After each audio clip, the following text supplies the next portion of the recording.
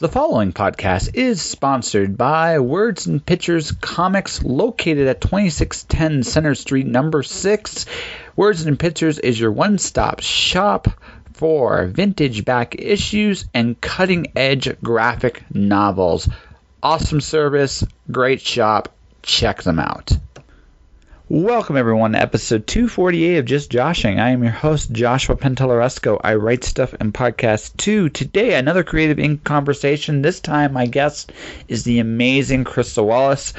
I kind of want to interview her after I saw Bad Writing Night. What happened was the opening of the opening night of Creative Ink at the evening, like professional writers, Jonas Saul, among others, for reading like early drafts. Some of them were cringeworthy. Krista owned hers, man. She had the best performance up there because she's like, I wrote this at 12 and she read like she was 12. It was absolutely hilarious. It was a poop. And we have a really good conversation coming up. And before we get to that, I got my comp copies of the on-spec issue. Really cool. The only thing I kind of found interesting was it was blog instead of podcast in the article, but I really can't complain. It's really cool to have my Spire Robinson conversation, a piece of it in print. It's really, really surreal. I've always been a big fan of Rolling Stone style interviews, and although I didn't quite get that feel this time, it definitely was a step in that direction. And maybe someday I'll get that opportunity again. Who knows? Once again, thank you to OnSpec for giving me this opportunity. Also, real quick, Uncanny X-Men Rise and Fall: The Shi'ar Empire by Ed Brubaker, Philip Tan, and Company is the giveaway this week, courtesy of Words and Pictures. To enter, put your name in the email list that is in the description of this episode. I promise there will be no sales, nothing emailed to you, other than the fact that if you win and I don't know you, I will contact you for your info just to send the book to you. But besides that, no, it's just good. Been a good week this week. Really, really has. I'm hoping it continues. Keep rolling. Anyway, I got some edits to do. But before we get to that, let's get to that conversation with Krista, shall we? How about this? I just returned the recorder on. Okay. So we can get to all the incriminating stuff now. All right. Oh, yeah, yes. I want to be incriminating right now. All right. How much do I have to project? Yeah, whatever. That's good. Okay. It'll good. I can go louder. Well, what are you comfortable with? I will just speak to you in my normal. Oh, yeah. Because that's what I want. I don't want. I guess we're starting here. I don't like inauthentic people. Right. I hate it. I just be yourself. You know what? That will actually work and translate very well for this conversation. I can do that. Yeah, you can do that? High five. We can do that. Yes. So, how are you today? I'm good. I had a headache this morning, but I just had some food, and so I think it's gone. Nice. Yes. Nice. No, I just kept it a nice, easy morning. Good. Right? Because it's like, I already did the majority of my panels yesterday, so it's like, I was a moderator for a podcasting panel, which went mostly well. I had one guest who shouldn't have been there, but that's okay.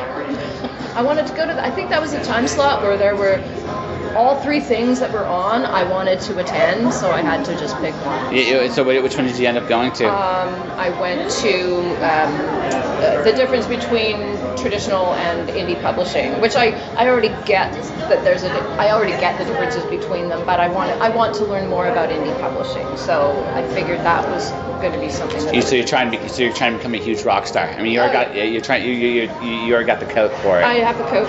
Yeah, she looks like a very, very, very dapper pirate, ladies and gentlemen. Dapper pirate. That's right. I like cool jackets. I have. No, it's really cool jacket actually. Yeah. I have another one here that is a really pretty shade of green, and it's the edges of it are all like leaves. Yeah. And it's all stitched like that, and it's got a hood, so people think I look like Robin Hood or Peter Pan or something like that. But Robin Hood or Peter Pan. That's a really tough common act to follow. Yeah. Well, are you more Robin Hood or Peter Pan? I feel Peter, but I could be wrong on that. No, I think more Robin Hood. Yes. Just the whole, because I write fantasy, archery and swordplay. You beat rich people up and give back to the poor. Oh, all the time. if only I knew some rich people, I would give it to some poor people I know really intimately. Yes. That's right, folks. The modern day Robin Hood. We no more bows and arrows. You go straight to brass knucks and chucks. Right, let's go. I'm sorry. I'm feeling very, very silly right now. That's okay. I can do that. Yeah, I'm good with silly. I'm in. This is my wheelhouse.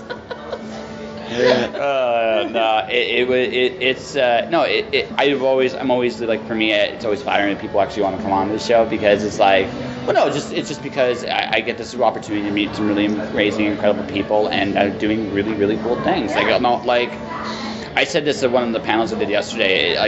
It takes guts to actually go out there and actually say, I have written a story. Here I am. Yeah. Right. That's not an easy thing to do. No, I suppose not. Yeah. So you're like, I don't know how to answer that. No, I mean, I totally agree with you, because I actually have imposter syndrome in a big way, where, I'm just waiting for people to find out that I don't have any idea what I'm doing. And so, just between you and me. And everybody listening to this. You don't want to tell them that. They might not pick up on it otherwise. That's right, folks. She's completely confident. She knows that she's a total pro. Exactly what I'm doing all the time. That's right. No, but I get nervous when I give readings and stuff like that. You never know what kind of a reaction you're going to get, but it's always gratifying when people have enjoyed what you've read aloud.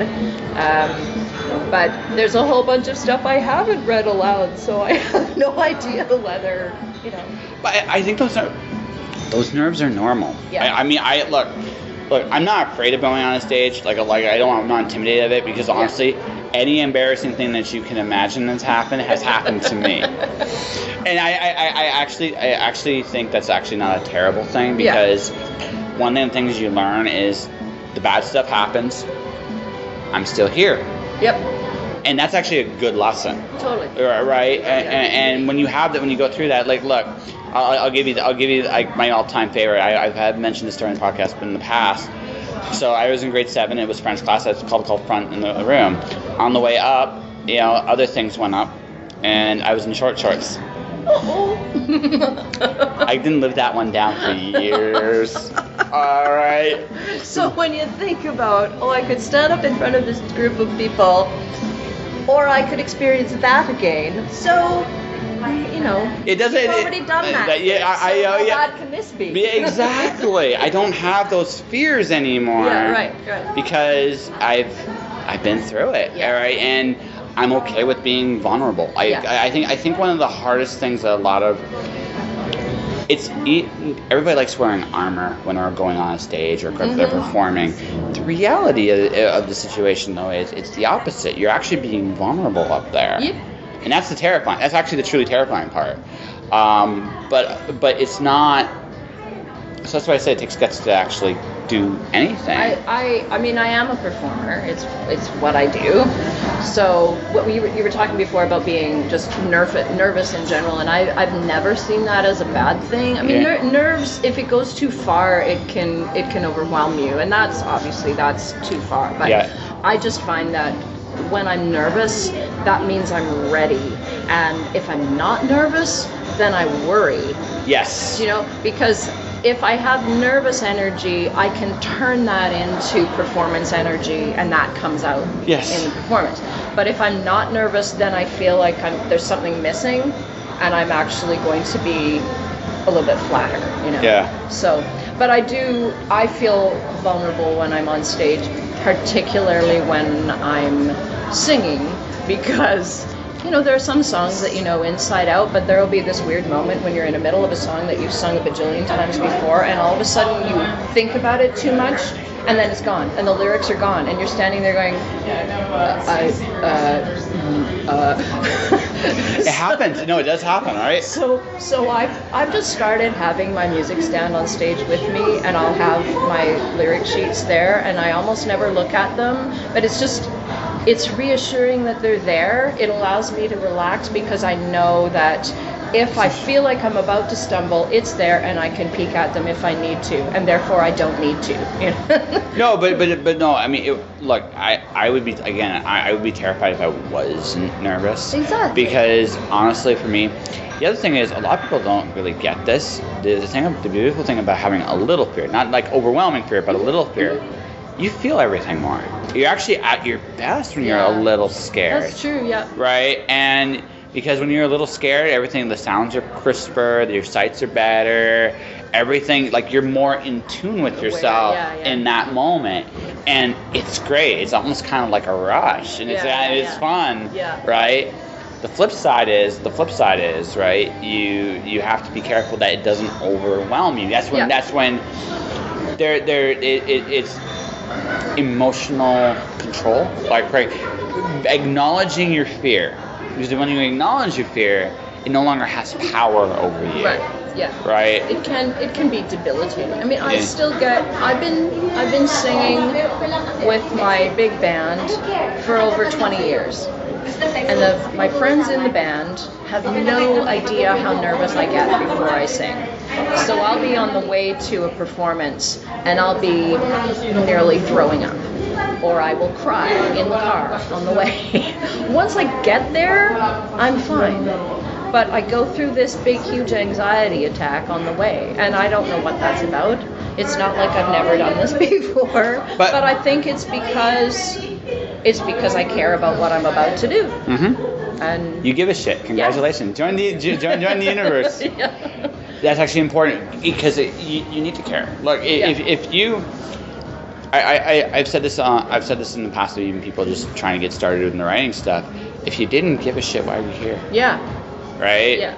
Why right? do it? Why do it, right? You have to care. You have to be driven and motivated and able to put yourself in positions to where you can fail. Because that's the only way you can actually succeed. But you have to love what you're doing. Yeah, absolutely. So, I mean, that's part of that. Having a passion for a thing means you care about it, but if you're not going to enjoy what you do, like I said, I'm really nervous before a performance, but when I'm in the middle of it, I'm having a lot of fun, and that's what I come back to is like, oh yeah, you really like this. Oh yeah. Well, I imagine the rush of the crowd. Like I listened to you reading. Like here's the thing. I actually told Jonas this at the end of his reading. Right. You know what you should have done? Said soap opera music. Because honestly, because you knew it was bad. Yeah. You knew going in it was terrible, right? Yeah. But you needed to embrace the cliff. Yeah. Like, you just needed to embrace. Like, you did that. The thing I loved about your reading was you knew it was terrible. You didn't care. I am going to make this, but like, not only is it going to be terrible, but it's going to be fun terrible. Right. Because Randy. This is what I thought. Like Jonas, just. He let himself get a little too embarrassed at being bad. Whereas if he had just gone off the cliff, right, it would have been like, okay. By the way, Jonas is an amazing writer. It's true. He's actually an incredibly talented dude. We all have baby pictures we're not proud of. All of us. It's true. I get it. Right. But you embrace, like, you took your baby pictures, like, you know what? Screw it. I'm going to be 12 years old on the stage. That's right. And that's how you read it, right? I'm going to be 12 years old on the stage. And I'm like, it wasn't just the words. Yes, they were bad. You embellished. Well, you know, but the thing is, it was. They were bad. But they were bad, but they were fun. Yes. Right. I think you made that incredibly fun. You know what? Randy didn't quite do it. Like, he was close. Right. Yeah. But he didn't quite let himself go to that extra step. Well, he didn't. He have. He had the epic fantasy, like. Yeah, with all of the adjectives. Yeah, but you know what I would have done? I would have added more adjectives. Because it was already, like, really, there's a point where it's just bad, right? And I just had no idea what to expect. Like, I had no idea that story even existed until I was just rooting through old stuff. I'm like, what is this? Oh my! It's on old foolscap paper. It's handwritten in pencil. I can hardly read it. So I had no idea what to expect. But But yeah, it was so fun to read it. But I had a conversation with Jonas earlier today. I said it was easier for me to just embrace it because I could distance myself from it because I wrote that when I was 12. Yeah, exactly. Whereas his that he wrote like 9 years ago, and so that would be a little tougher. Yeah, that would totally I also had with me like a first or second draft of my novel. So I was thinking it might have been fun to have a chance to read that because it was probably worse than Jonas's. Yeah. But it's harder to distance yourself from that because you were an adult when you wrote that and you should have known better, you know. But it's early drafted. It's okay. You have to forgive yourself. You have to be okay with making a mess. So I'll tell you my bad story. I had this really idea. You're allowed to write crap. Yeah, you are. Actually, here's my crap. You should always write crap first, and then that's what editing is for, to make it good stuff. Yeah, that's right. Making lemons out of lemonade out of lemons. Yeah, okay, totally interrupted you. Yeah, so here's my bad story. I'll tell you I'll tell you the mistake I made. I had this really fun idea of doing a story about dolphins trying to save the world, which sounds like a really good idea. It does. It sounds great, right? I had them talk like they were dolphins, not like human beings. So it's not actually the whole sonar thing. I'm like, I didn't realize how bad it was until I read it out loud. I was 8 when I wrote it. What a concept to come up when you're 8. Yeah. No, it was a cool idea. That's awesome at 8 years old. Yeah. But so if I were to do something like this, like what I would do next year, this is what I would do next year. I would read that story, but I would also bring dolphin recordings. So every time they spoke, they would just do dolphin recordings because.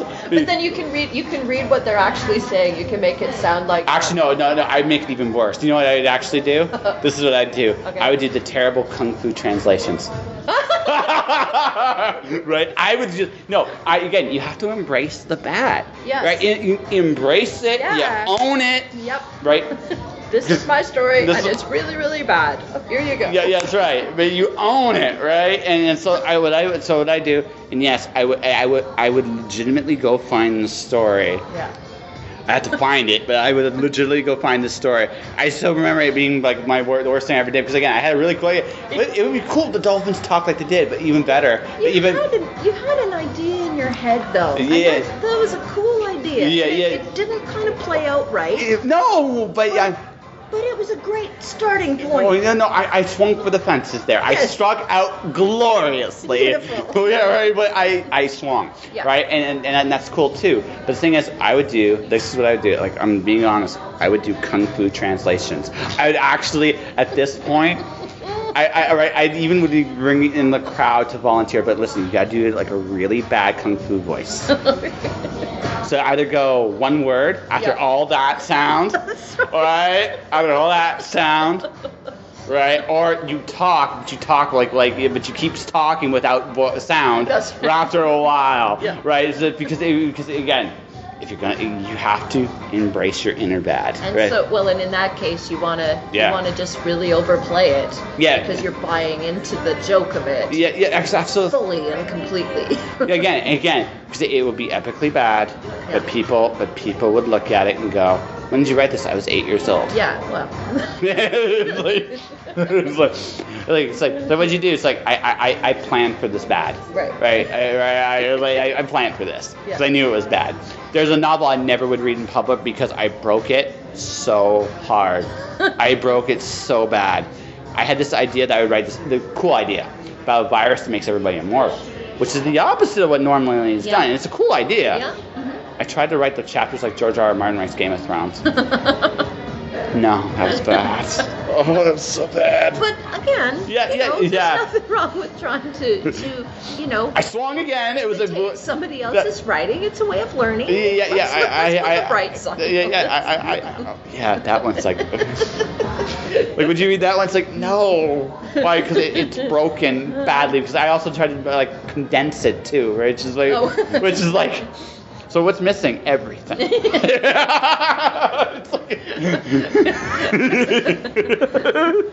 How many deaths? How many characters did you kill off? You can't. They're all mortal, but they all had like. Oh yeah. They forget. No, you can't kill. You can't kill anyone off, but. So they can't die at all. Like, what if you cut their heads off? They grow back. Oh, it's a regenerative. So here's how this works. So this was the concept. The concept's really cool.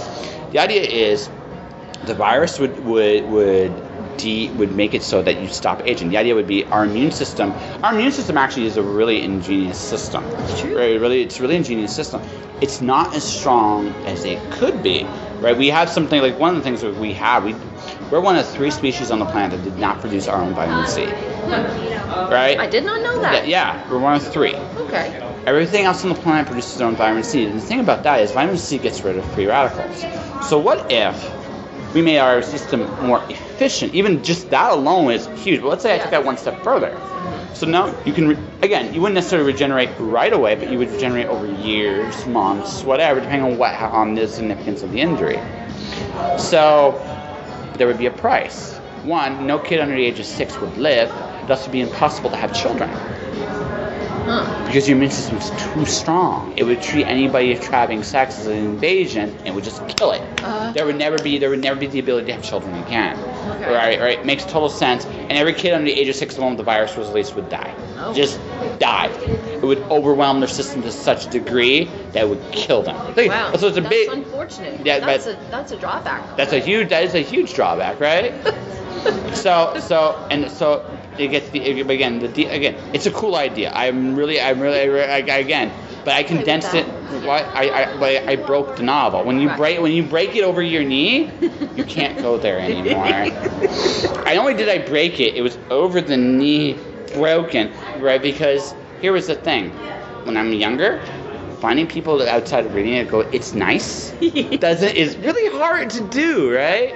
Yeah. Right? It's really, really hard to do. And so I edited it myself over and over and over. It broke, and then I went over the cliff, and then the cradles has fallen, and I'm very different person.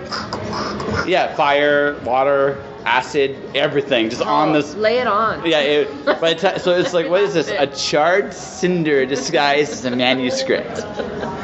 Right, that's what this is. With little lines of sparks flashing through it, lighting. Yeah, but it's electricity. It'll shock you through it. So if you hold it for too long, Yeah. Yeah, it burns. It's like it burns. This. That's exactly it. Tears in my eyes. So like I said, but it was a good lesson for me, and it was absolutely the important lessons in my writing career. Yeah. But yeah, it's like you give it to someone to edit. Yeah. You don't do it yourself. That's right. Beyond a little bit, like you can catch some of your own mistakes, little bit. Yeah, I mean you need to go over. You need to write your thing. It's gonna be crap.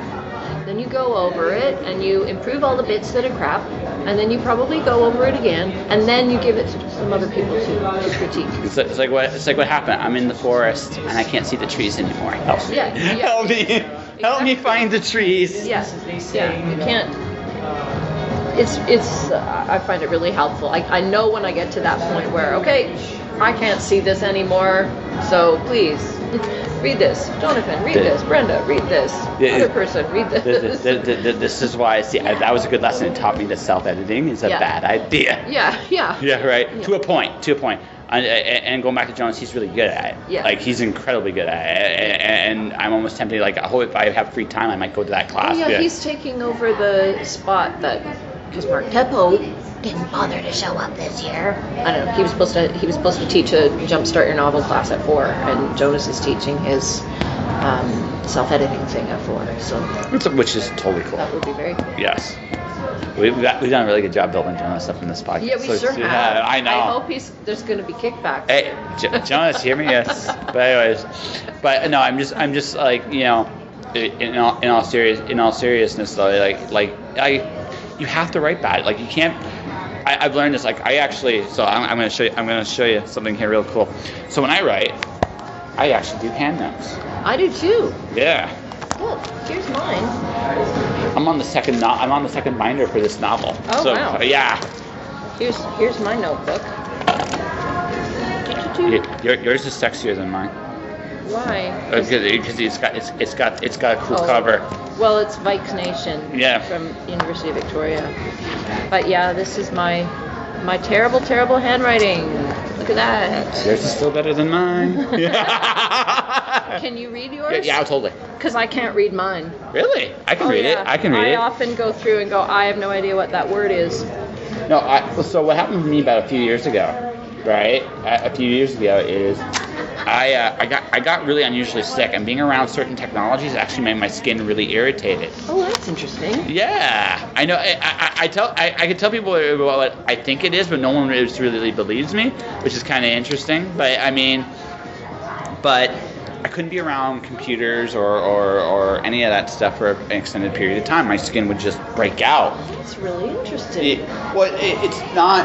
I think that might be a more common. I think that might be a more common thing in the future than people realize. We have a lot of signals going up and down in the world now. Fair enough, We didn't.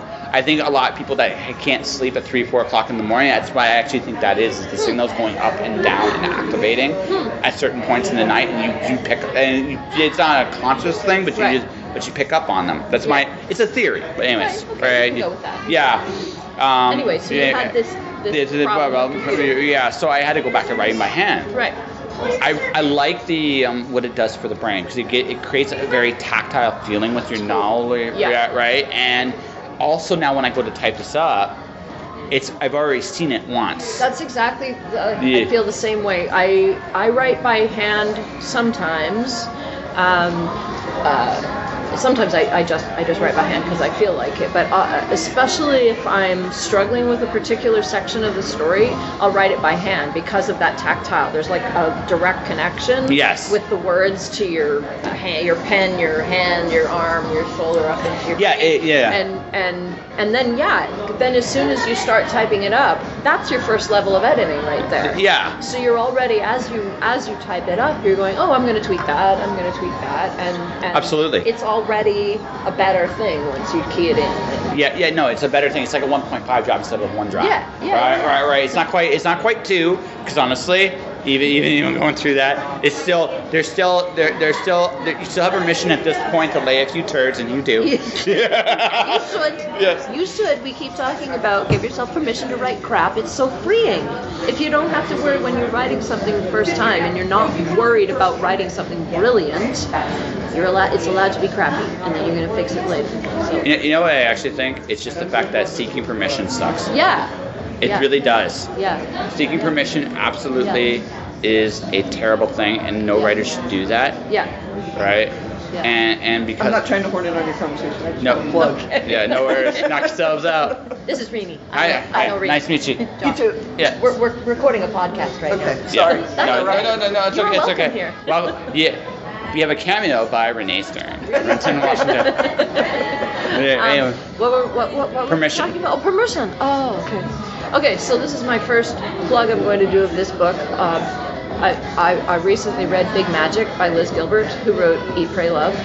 So a friend of mine loaned me this book, and I read it cover to cover. Then I read it cover to cover again. Then I went out and bought my own copy of it.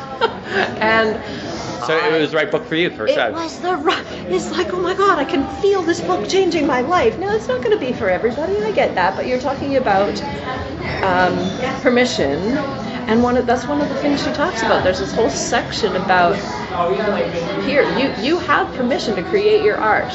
You are entitled to be here in this space and doing your thing and creating your art. And what happens to it after you've created it is a completely separate thing. Absolutely. And if you choose to publish it, whatever reactions people have to it, or if you're a visual artist, if you choose to hang it up on a wall or something, whatever people's responses are to it have nothing whatsoever to do with you. Your work is what's important to you, and you just do the work and you create your art because you love it, and you put it out there, and you have permission to do that, and you are entitled to do that. And it doesn't matter whether what you produce is better than somebody else's work or everybody else's is better than yours. It's that whole comparing thing. Comparing yourself to other people is it's a bad road to go down.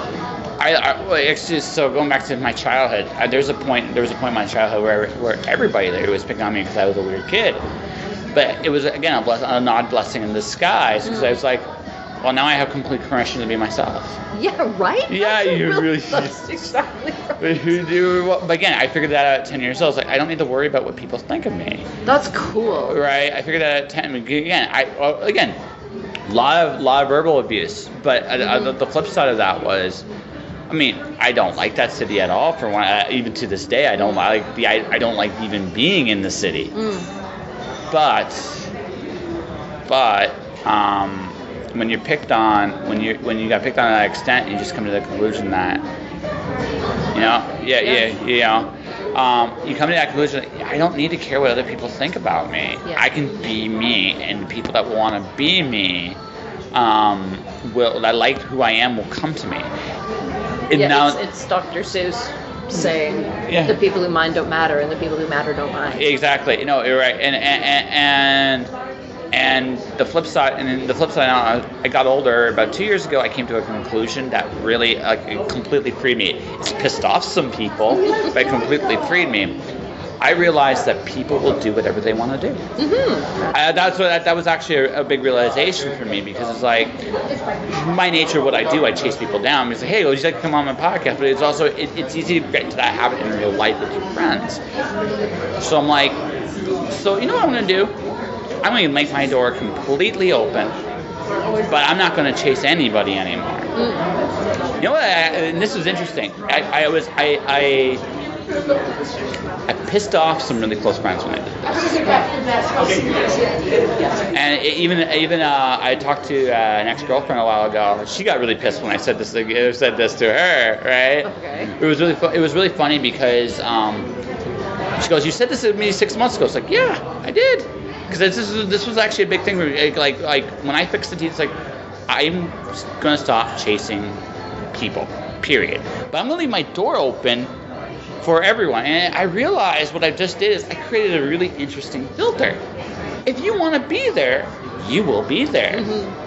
If you don't, you won't. Yeah. And I don't really care why you're not there. That's right. Right? It doesn't really matter to me anymore. Yeah. Right? And I realized that a lot of what, again, we all do. Go ahead. But a lot of what we do, people are going to do what they want to do. What I've done is I've taken away any excuses for what you wanted to do. You're just going to do what you want to do. Yeah. There's no excuse anymore. Yeah. And I think that's why I pissed people off, because what I've done is I'm not saying you're guilty for doing what you want to do, but you got no excuse anymore either. And I think that what it's done is certain sections of my friends have disappeared as a result. And then what's taken its place is I party with rock stars more. I really do. It's kind of cool. And then I've opened the door to meet more interesting people. Does that make sense? Yeah, I think so. Yeah. Yeah. Well, I was going to go back to being picked on, because I really like what you said about it gives you the freedom to just be yourself and be who you are.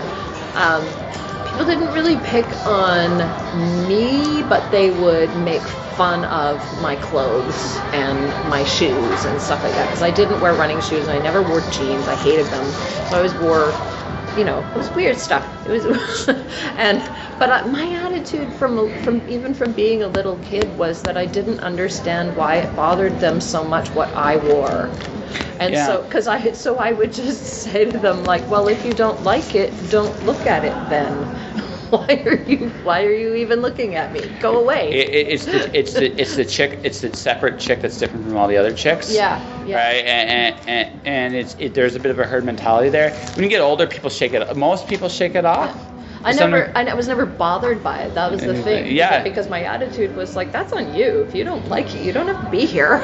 You can't control. You can't control that. That's right. So if you don't like my clothes, nobody's making you wear them. So that wasn't something I was able to teach my own children. But well, no, but I mean, well, now that you actually have that clarified, you can teach your kids now, right? But I mean, this, as we talk, she's a dapper pirate, like literally a dapper pirate.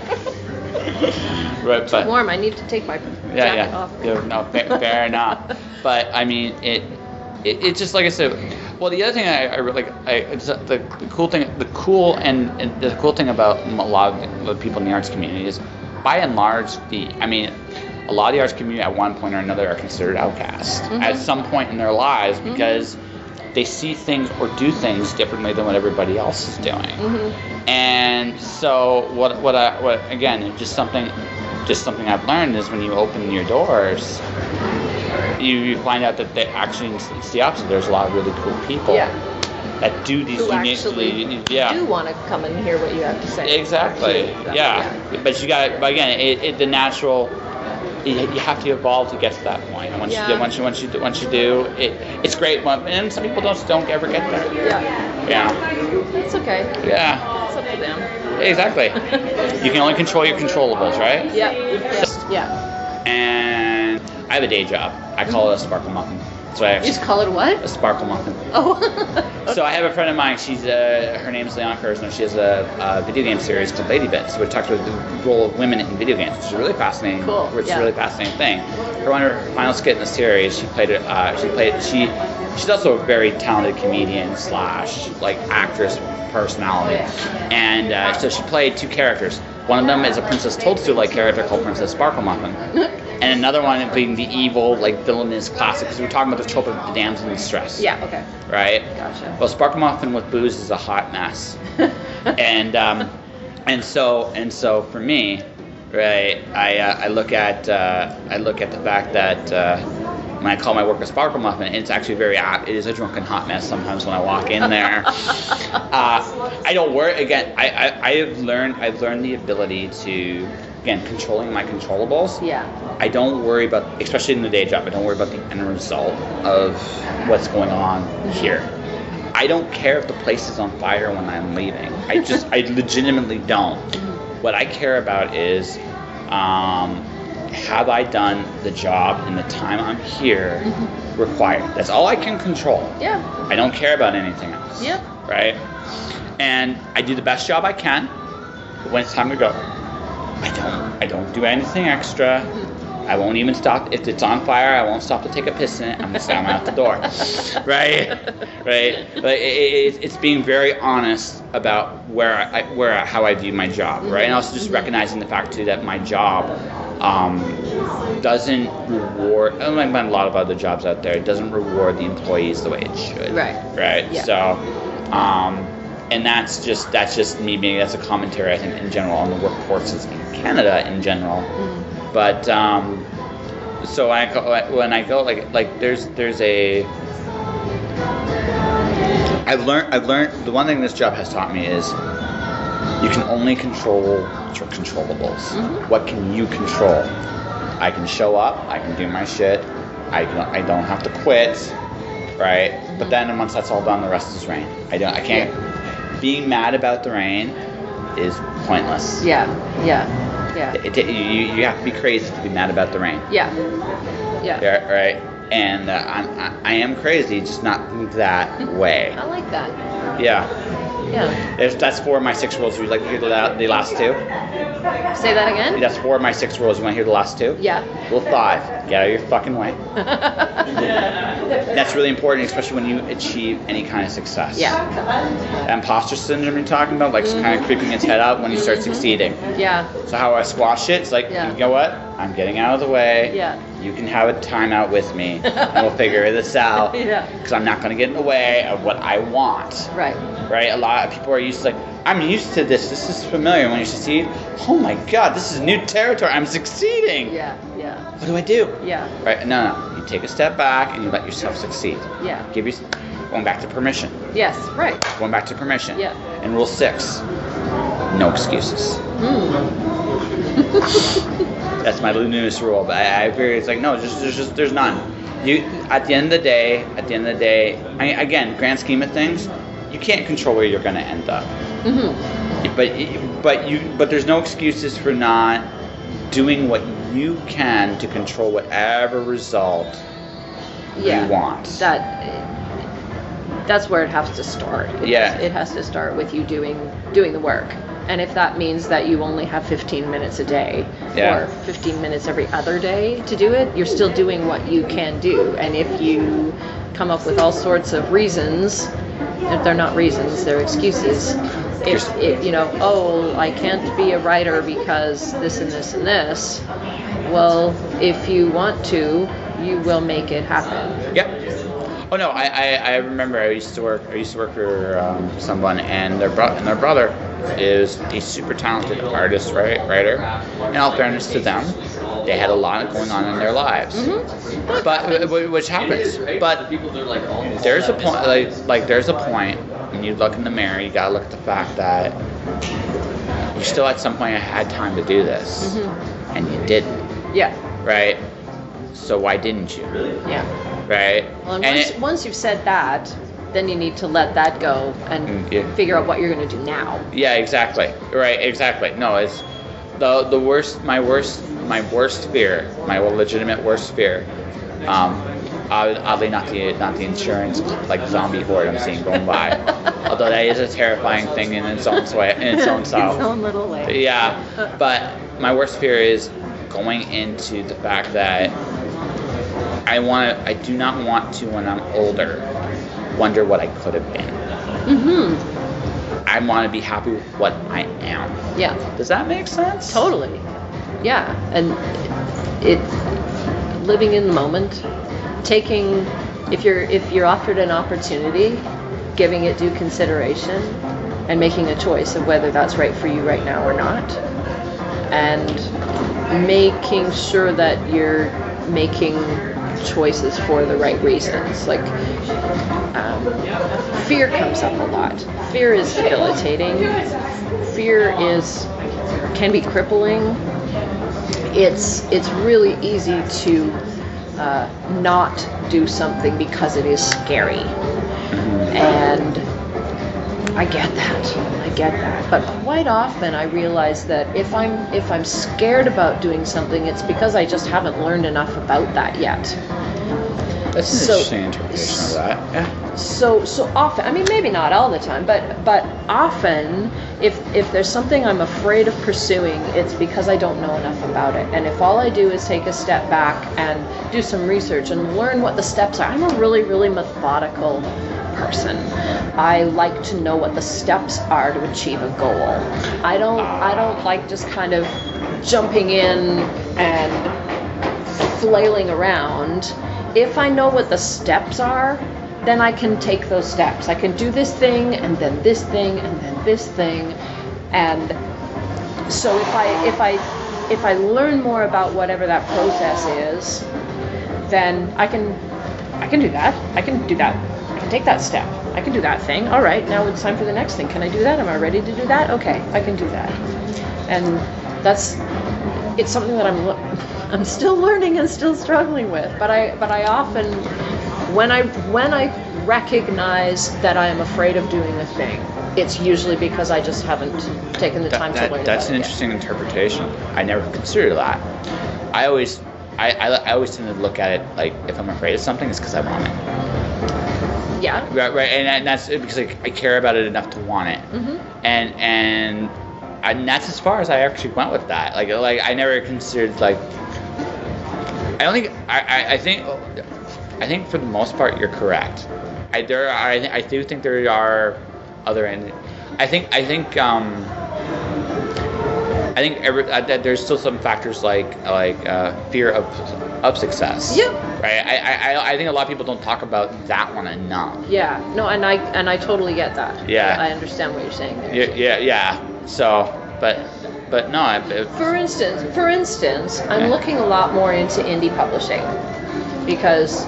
I'm getting some short stories traditionally published, and that's going well. But I can't sort of spark any interest from traditional publishers in my novel. Okay, that's fine. It's not for them. There are so many wonderful pieces of work out there, but I'm considering looking closer at indie publishing. I know the thought of it terrifies me, but I also take a step back and go, that's because I don't know what the steps are. Yeah. No. So.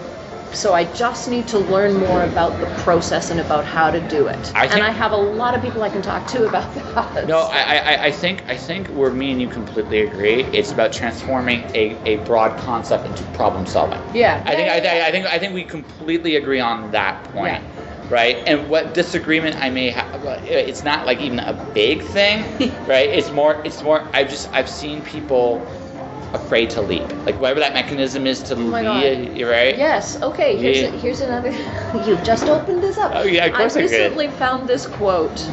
Okay, we went to Salt Spring Island. We went to the Gulf Islands for our holidays last summer. We did Galiano and Pender and Salt Spring, and it was beautiful. If you haven't been, you should. So we're at the public market on Salt Spring is just mind-blowing, and I'm standing there at this booth where this person has created all these amazing, taken quotes and painted them onto pieces of wood, and there's little arty designs and stuff like that, and it was just beautiful. Neat stuff. So I saw this quote, and I'm standing there weeping as I'm looking at this quote. I'm like, I need that in my life. But instead of buying it, sorry, but I didn't buy it.